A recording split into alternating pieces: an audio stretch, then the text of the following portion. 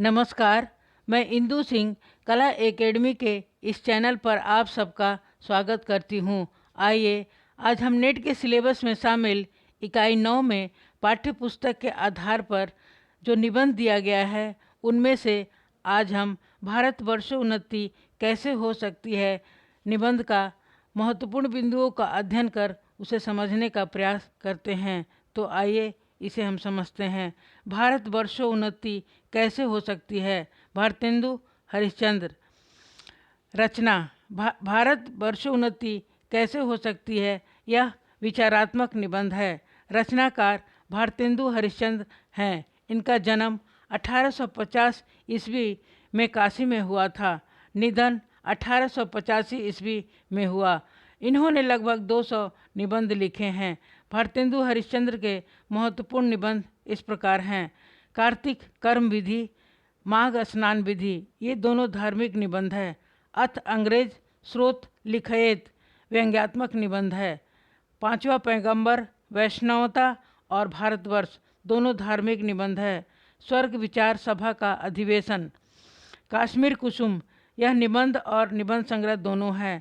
उदय पुरोदय, कालचक्र, लीलावती, बादशाह दर्पण और सुलोचना, ये सभी निबंध और निबंध संग्रह दोनों हैं। ईश्वर बड़ा विलक्षण है, इसमें शिक्षा व्यवस्था पर व्यंग किया गया है। लेवी प्राण लेवी, कंकर स्रोत, जाति विवेचनी सभा, सूर्योदय, भ्रूण हत्या, यह सामाजिक निबंध है। नाटक साहित्यिक निबंध है। रामायण का समय, मणिकर्णिका, पुरातत्व संबंधी निबंध है।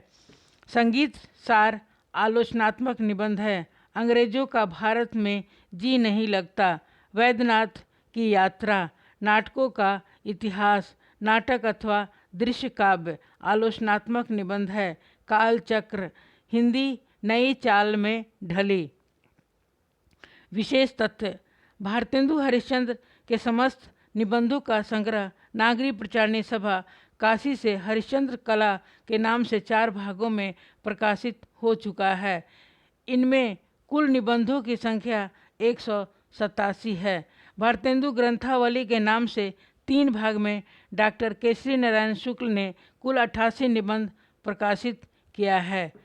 भारतवर्ष उन्नति कैसे हो सकती है, यह विचारात्मक निबंध है। यह निबंध 3 दिसंबर 1884 ईस्वी में हरिश्चंद्र पत्रिका में प्रकाशित हुआ। यह निबंध भारतेंदु हरिश्चंद्र के बलिया के ददरी के मेले में आर्य देशोपकारिणी सभा में दिए गए भाषण का अंश है। यह उस समय रॉबर्ट साहब बहादुर बलिया जिले के कलेक्टर थे। इस निबंध में भारतेंदु ने भारतीयों के आलसी होने का व्यंग किया है। निबंध का आरंभ निम्नलिखित पंक्तियों से होता है। आज बड़े आनंद का दिन है कि इस छोटे से नगर बलिया में हम इतने मनुष्यों को बड़े उत्साह के साथ एक स्थान पर देखते हैं। इस अभागे आलसी देश में जो कुछ भी हो जाए वही बहुत है। भारतेंदु ने इस निबंध में भारतवर्ष की उन्नति के लिए निम्नलिखित बातें कही हैं। लेखक का कहना है कि आलस्य हमारा सबसे बड़ा दुश्मन है। इसी ने हमें निकम्मा बना दिया है। इसीलिए हमें इस आलस्य को छोड़ना होगा और अपने समय का सही उपयोग करना होगा। समय के सदुपयोग और आत्मविश्वास से हम प्रगति के पथ पर आगे बढ़ सकते हैं। दूसरा, देश की सब प्रकार से उन्नति हो उसके लिए लेखक ने कई उपाय बताए हैं। जैसे जिनमें तुम्हारी भलाई हो वैसी ही किताब पढ़ो, वैसे ही बातचीत करो, परदेसी वस्तु और परदेसी भाषा का भरोसा मत करो, अपने देश में अपनी भाषा की उन्नति करो।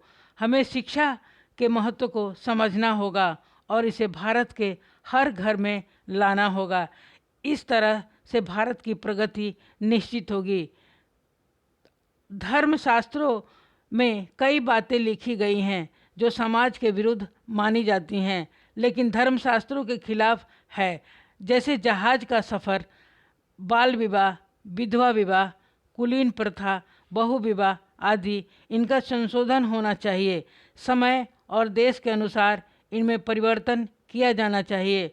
लड़कियों को ऐसी चाल की शिक्षा देनी चाहिए जिससे वे अपने देश, कुल और धर्म की रक्षा करना सीखे। इस निबंध में भारतेंदु जी ने लड़कों से निम्नलिखित बातें कही। अच्छी तालीम लेना आवश्यक है, पहला। दूसरा, रोजगार के लिए काम सीखना आवश्यक है। तीसरा, दुनिया की खबर रखना भी आवश्यक है। चौथा, पेंशन, वजीफे एवं नौकरी का भरोसा छोड़ना होगा। और अंतिम है, छुटपन से ही मेहनत करना सीखना होगा। मुसलमानों के लिए कही गई बातें। पहला है, हिंदुस्तान में रहकर वे हिंदुओं को नीचा समझना छोड़े। दूसरा है, भाइयों की भांति हिंदुओं से व्यवहार करे। तीसरा, हिंदुओं के मन को दुखाने वाली बातें ना करे। और अंतिम नेक्स्ट है, घर में आग लगे तो देवरानी जेठानी का डाह छोड़े।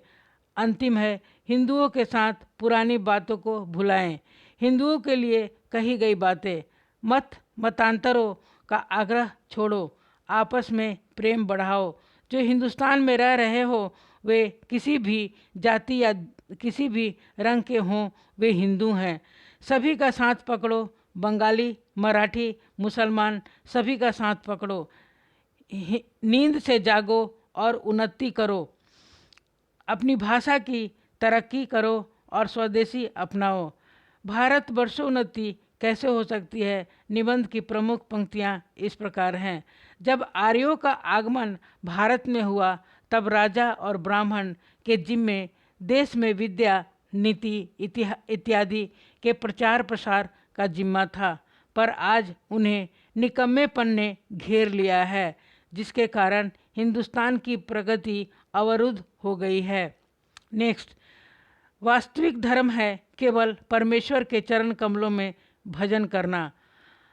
उसके बाद, अंग्रेजी राज में हम मेढक, काठ उल्लू, पिंजरे के गंगाराम ही रहें तो फिर हमारी कमबख्ती ही है। हिंदुस्तान की प्रजा की दशा उन तीनों मेढकों के समान है जो कि एक दूसरे के ऊपर बैठने वाले हैं, और सबसे नीचे बैठने वाले मेढक के यह कहने के समान है। सबके ऊपर बैठने वाले मेढक ने कहा, गए हम। बीच वाले मेढक ने कहा, जोक शौक। और नीचे वाले ने कहा, गमसम। धन्यवाद।